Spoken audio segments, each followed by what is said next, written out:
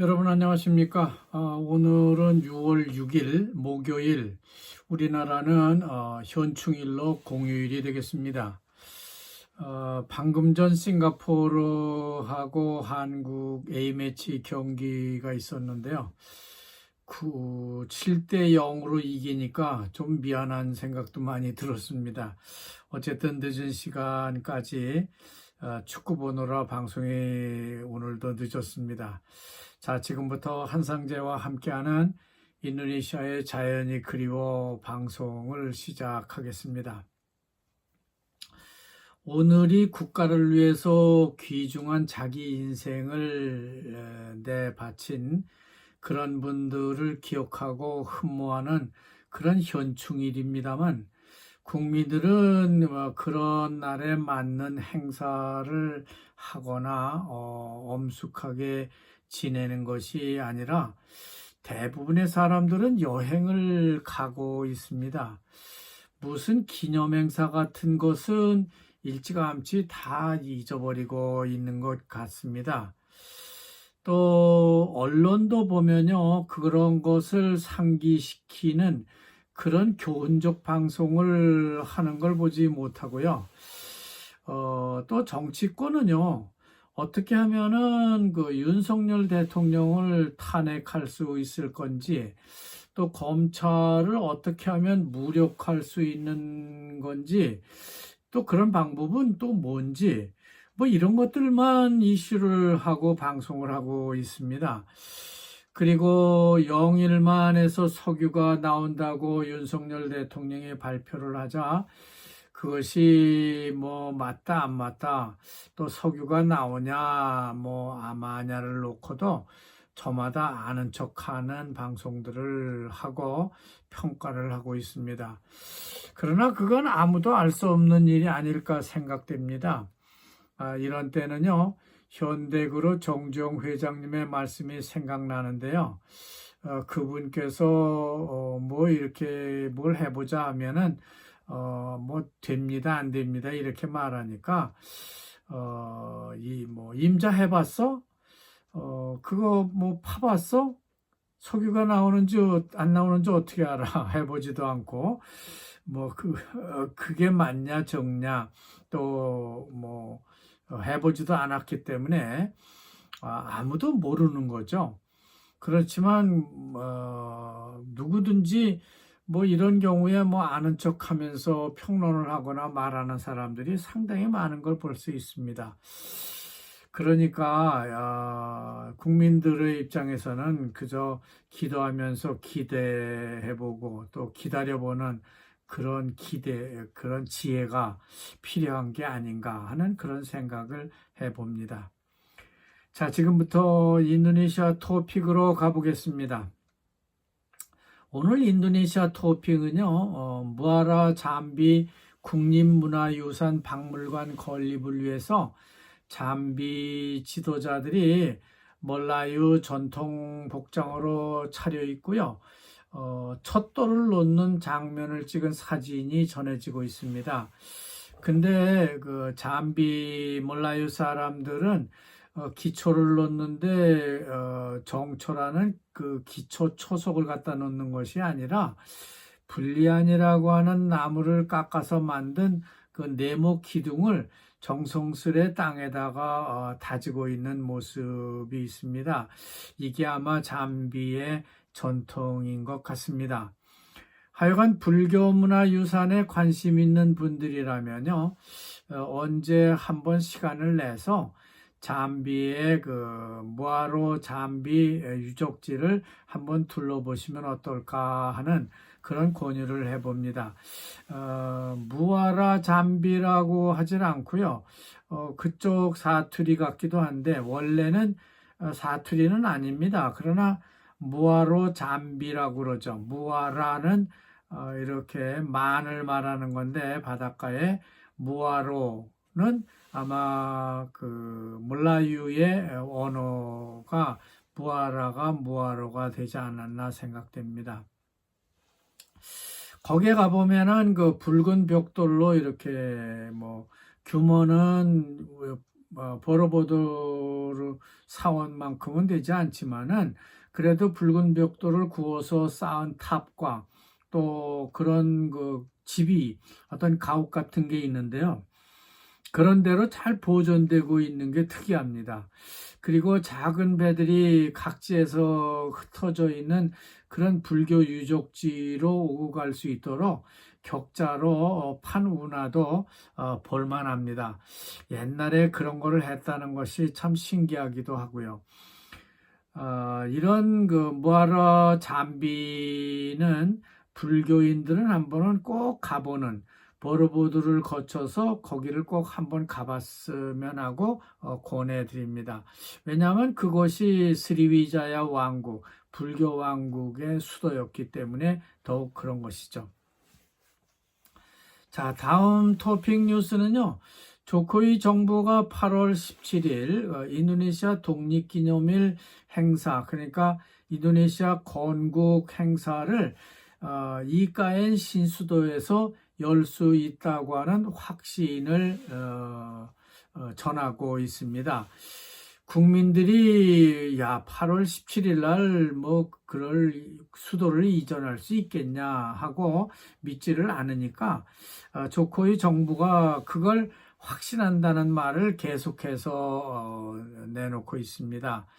그렇지만 실제 신수도에는요, 행사를 할 만한 전자제품, 뭐 방송 장비라든지 위성 장비 이런 것들이 지금 없고요. 또 다수의 그 시설, 뭐 여러 가지 시설, 방음 장치 뭐 이런 시설이 필요한데 그런 시설들이 아직은 준비되어 있지 않다고 하는 겁니다. 수도 시설, 그러니까 물을 먹어야 되니까요. 수도 시설과 대통령이 근무할 건물은 인도네시아 독립 79주년 기념행사일 이전에 완성될 수 있다고 합니다. 그러니까 그 전에 완성을 한다고 하는 것이죠. 그래서 신수도 건설에 또 박차를 더 가하고 있다고 그래요. 정부는 현재까지 여러 가지 그 인프라 및 지원 시설 건설이 완료되지 않았지만은 8월 17일 기념행사는 어떻게든 열 수 있을 것으로 낙관을 하고 있다고 합니다.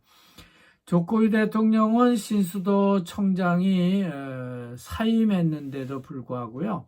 이카엔 개발은 전혀 뭐 방해를 받지 않고 있다고 주장합니다. 그럴 리가 있겠습니까? 하지만 인도네시아 건국 79주년 기념행사를 거기서 할 수는 있겠지만은요.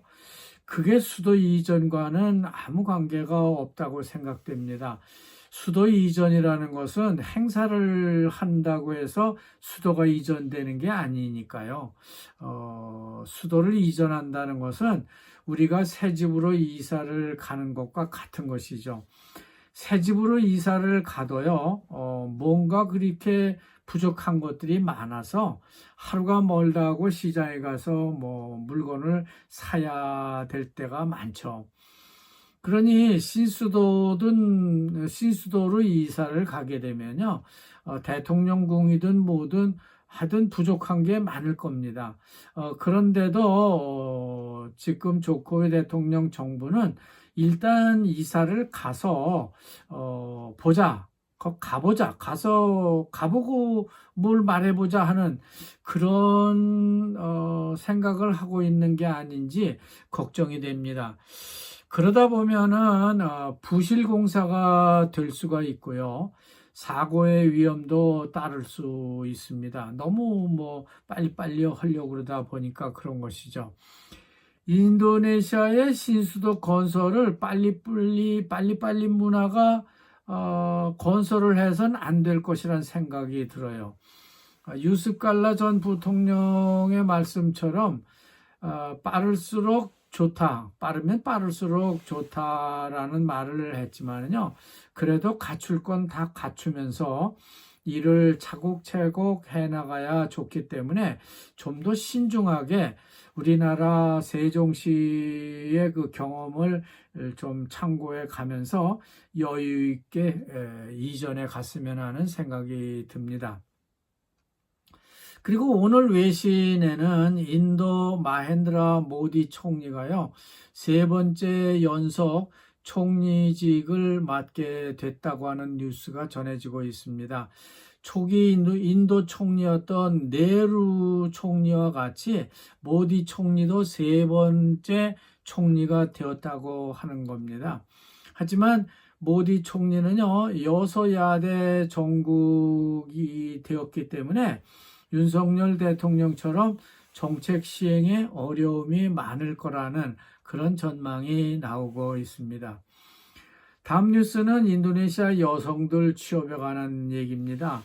인도네시아 여성들은요, MCH라고 해서 일종의 모자 복지법이 국회를 통과함에 따라서 여성들이 앞으로 일자리를 얻을 때에 상당히 어려움이 있을 것이 우려된다는 그런 기사가 전해지고 있습니다. 왜냐하면 출산 전후로 6개월간 휴가를 줘야 하는 그런 법이 통과됐기 때문에 그런 건데요. 그렇게 되면은 기업들이 여성들을 가능하면 안 뽑으려고 하겠죠. 아니면 그런 각서를 받고 취업을 허용할 것이기 때문에 기업들이 여성들은 안 뽑고 여성들은 그런 불리한 입장에 놓일 수 있다고 보는 것이죠. 하지만 출산을 하는 워킹맘과 이를 동반하는 남편의 휴가에 관한 규정에 대해서는 사실상 찬반 양론이 인도네시아에서도 존재하고 있습니다. 그런 가운데 그 산모와 자녀 복지에 관한 법률 초안은 이미 통과됐습니다. 이제 기업들은 여성들의 출산 휴가를 반드시 3개월을 줘야 하고요. 여성이 더 연장하기를 원하면은 3개월을 더 연장해서 6개월 출산 육아 휴가를 줘야 합니다. 그러니까 기업으로서는 아주 불리한 입장이 되는 것이죠. 이 법이 통과됨으로써 인도네시아 여성들은 유리한 입장에 놓이게 되긴 했지만 취업을 기피당하는 그런 입장에 설 수도 있다는 우려를 하고 있습니다. 다음 뉴스는요, 석탄이나 금 등을 채굴하는 광산개발 허가를 오르마스, 그러니까 오르가니사시 마샤라카스에 주는 것과 또 사용권 주는 것과 그러니까 관권 사용 분쟁에 대한 기사가 전해지고 있습니다. 여기서 오르마스라는 것은 아주 공장 같은 데 보면은 일종의 건달 조직 같고요. 일종의 뭐 정치적인 지역 조직이라고 볼 수 있는데요. 이런 오르마스에게 채굴 허가를 내준다고 하는 것은 돈벌이를 위한 분쟁이 발생할 수가 있을 것이기 때문에 지역사회의 갈등이 더 커질 수도 있다고 보는 겁니다. 특히 종교단체가 각각 뭐 어떤 채굴권을 갖고 있다면 서로 다투는 그런 것으로 이어질 수도 있기 때문에 그런 우려를 하고 있는 겁니다. 다음 문제가 됐던 인도네시아 무역부 장관 규정 개정에 대한 내용입니다. 이 규정을 발행을 해서요, 물품 수입 절차를 완화해 줬더니 국내 봉제 완구, 신발, 섬유 같은 노동 집약적 산업 분야에서 해고의 물결이 일어나고 있다는 뉴스가 전해지고 있습니다. 정부가 전자제품, 전통의학, 그리고 건강보조식품, 화장품, 뭐 신발, 그리고 의류, 의류의 뭐 액세서리, 의류화에 다는 액세서리, 혹은 가방, 밸브 등 7개 품목에 대한 수입 요건을 완화했더니 이게 국내 산업이 죽더라 이겁니다. 특히 전자상품, 신발, 의류, 액세서리의 경우에는 수입 승인서 발급 시에 기술적 고려사항에 대한 요구사항을 삭제했더니 점점 더 중국산 저가 상품이 많이 들어오고 있다고 하는 겁니다. 이런 수입 규제 완화 정책으로 인해서 특히 물품의 유입이 늘어나고 공장이 문을 닫기 때문에 해고의 물결이 더욱 심해질 것이라는 그런 관측을 내놓고 있는 겁니다. 중국산 값싼 제품이 인도네시아에 넘쳐날 것이기 때문에 국내 관련 산업은 이렇게 되면 망하게 생겼다는 것이죠.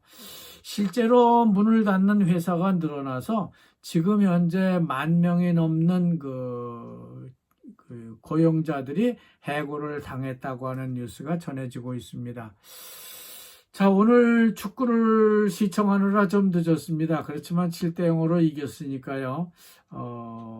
하여튼 기분은 그런 대로 괜찮습니다. 이제 한국 대표팀은 중국 경기가 남았습니다. 중국과 경기를 하게 된다고 하니까 다음에 다시 시청을 즐겁게 했으면 좋겠습니다.